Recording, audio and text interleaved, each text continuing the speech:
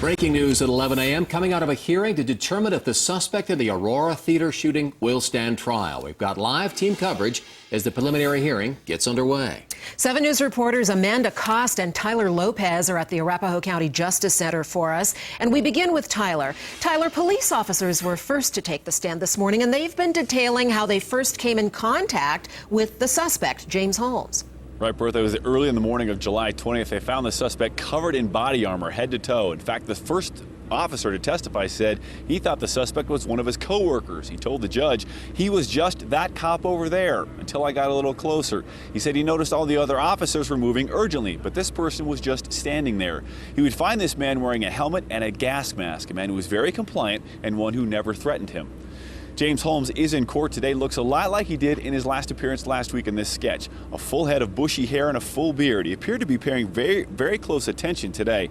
The first person to testify was Officer Jason Oviatt. He said he found Holmes standing behind his white car, behind Theater 9, with his hands on the roof of the car. Oviatt would later find a gun next to those hands. After he handcuffed Holmes, he said he found a driver's license, quickly identifying the suspect as James Holmes, who then volunteered he had explosives in his apartment.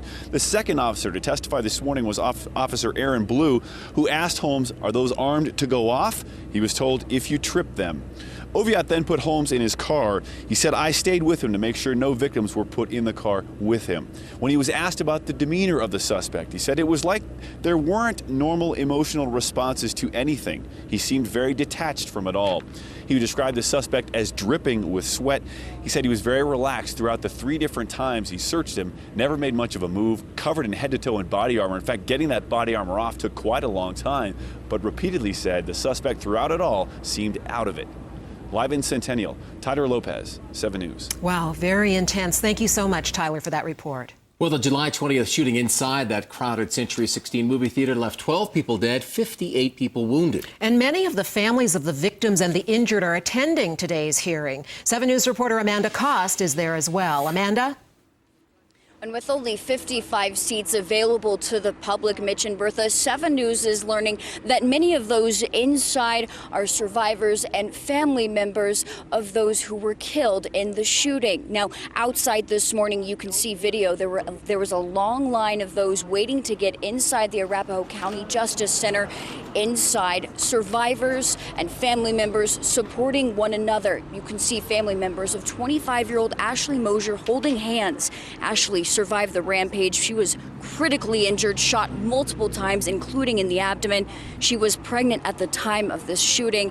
She later miscarried her baby, and her 6-year-old daughter, Veronica Mosier, who was inside the theater with her mother, did not survive, one of 12 killed. Now, survivors, victims, grieving family members, they have had to relive what happened nearly 6 months ago over and over again. But today is different. Today, those inside are hearing details they have yet to hear because of a gag order that has been in place since 3 days after this massacre. That's what they're hearing today, these details, including today they heard from an officer who was trying to save Jessica Gawi, the young aspiring sports broadcaster from San Antonio. He was inside this emergency vehicle with her on the way to the hospital, trying to help her hold on. Now, she did not survive, and he told the courtroom today as soon as they reached the hospital with her, he turned around and headed back to the theater.